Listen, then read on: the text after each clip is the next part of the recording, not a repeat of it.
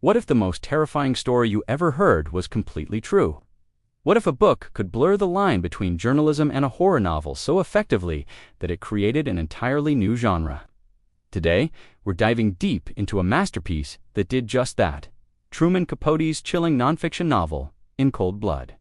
This book isn't just a story, it's a landmark in literary history that takes us into the heart of a senseless crime and the minds of the men who committed it. It changed how we tell true stories forever. So, grab a cup of coffee, settle in, and let's explore the dark, brilliant world that Capote created. This is a story that will stick with you long after we're done. In Cold Blood begins in the quiet, unassuming town of Holcomb, Kansas, a place where, as Capote famously wrote, people felt secure, believed in the pleasant certainties of everyday life. On November 15, 1959, that security was shattered forever. The Clutter family, Herbert, Bonnie, and their teenage children, Nancy and Kenyon, were pillars of their community. They were respected, well-liked, and seen as the embodiment of the American dream. That night, they were brutally murdered in their own home, with no apparent motive. The crime was so shocking, so out of place in this peaceful farming community, that it sent waves of fear and disbelief across the entire country. Capote, then a celebrated author at The New Yorker, saw a small article about the murders and was immediately captivated. He sensed there was a bigger story there, one about the collision of two very different Americas.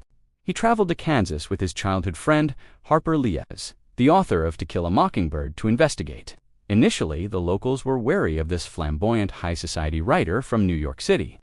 But Capote had an incredible talent for getting people to open up.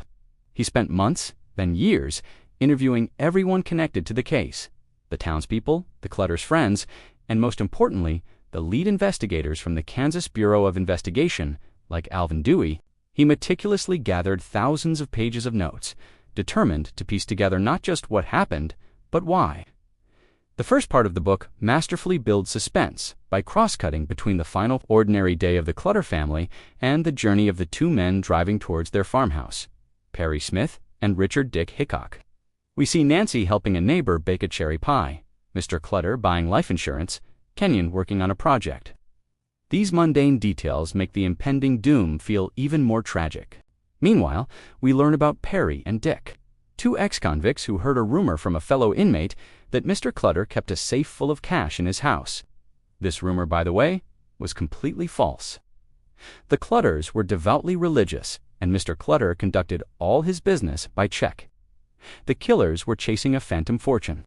The investigation was a massive undertaking.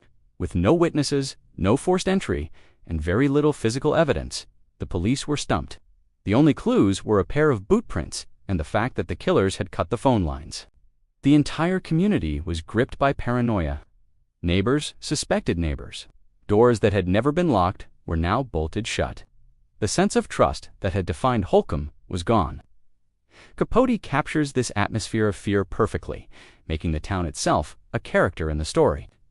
The breakthrough in the case came from that same prison inmate who had given Dick the false tip. When he heard about the murders, he put two and two together and informed the authorities. This led the investigators to Dick Hickok and Perry Smith. After a nationwide manhunt, the two were finally arrested in Las Vegas on December 30th, 6 weeks after the murders. They were caught not for the murders, but for passing bad checks and driving a stolen car. It was only during interrogation that their stories began to unravel. This is where the book shifts its focus, and this is Capote's true genius. He doesn't just present the killers as monsters, he delves deep into their pasts, trying to understand the forces that shaped them. Dick Hickok was the charismatic, smooth-talking con man. He was seemingly normal on the surface, but harbored a deep-seated lack of empathy. Perry Smith was the more complex and, in many ways, more tragic figure. He was sensitive, artistic, and dreamed of finding treasure. But he was also the product of a deeply traumatic childhood marked by abuse, neglect, and loneliness. He was a man filled with rage and self-pity. Capote developed an intense and complicated relationship with the killers, especially with Perry. He spent countless hours interviewing them on death row. Through these conversations, he paints a haunting psychological portrait. He shows us Perry's vulnerabilities, his dreams, and the inner turmoil that led him to participate in such a horrific act. Capote forces us, the readers, to confront a difficult question. Can we feel a sliver of sympathy for a murderer? This moral ambiguity is what makes In Cold Blood so powerful and so controversial. Some critics accused Capote of manipulating his subjects and even of romanticizing Perry. But there's no denying the psychological depth he achieved. The climax of the book is the chilling confession, where we finally learn the details of that terrible night. Dick had planned the robbery, but when they found no safe, his nerve failed him. It was Perry, the supposedly more sensitive one, who lost control. Overwhelmed by frustration and a lifetime of pent-up rage, he was the one who initiated the violence, methodically killing each member of the family to leave no witnesses. The detail that stands out is how Perry placed a pillow under Kenyon's head before shooting him, an act of kindness in the midst of unspeakable brutality. It's a moment that perfectly encapsulates the contradictions of his character. The final section of the book covers the trial, the appeals, and the long years the killers spent on death row. Capote doesn't just end the story with their capture, he follows it through to its grim conclusion, exploring the legal and moral debates around the death penalty. We see the toll the long wait takes on the killers, on the investigators, and on the community that just wants to find closure. Finally, in April 1965, almost 6 years after the murders, Dick Hickok and Perry Smith were executed by hanging. Capote was there to witness it. He describes the scene with the same detached, journalistic precision he uses throughout the book, making the final moments feel both inevitable and profoundly sad. The publication of In Cold Blood in 1966 was a cultural event. It was an instant bestseller and made Truman Capote one of the most famous writers in America. He had achieved his goal of creating a new literary form, the nonfiction novel. He used the techniques of fiction-vivid characterization, narrative structure, and rich description to tell a true story. This approach has been hugely influential, paving the way for the true crime genre as we know it today.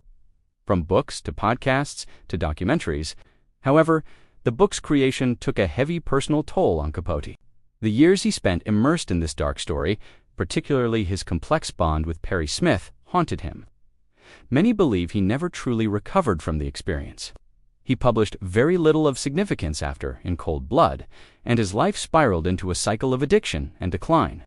It was as if the darkness he had so brilliantly captured on the page had consumed him as well. So, why does In Cold Blood still resonate so strongly today? Because it's about more than just a single crime. It's a profound meditation on the nature of evil, the fragility of the American dream, and the deep, often hidden fractures in our society. It asks us to look beyond the headlines and confront the complex humanity, or lack thereof, behind a monstrous act. It's a book that is as disturbing as it is beautifully written, a true masterpiece of American literature that you won't soon forget. Thank you so much for joining me on this deep dive into In Cold Blood. If you've read the book, I'd love to hear your thoughts in the comments below. What part of the story affected you the most? And if you haven't read it, I hope this has inspired you to pick it up. Don't forget to like this video, subscribe to the channel for more literary explorations, and hit that bell icon so you never miss an update. Thanks for watching, and I'll see you in the next video.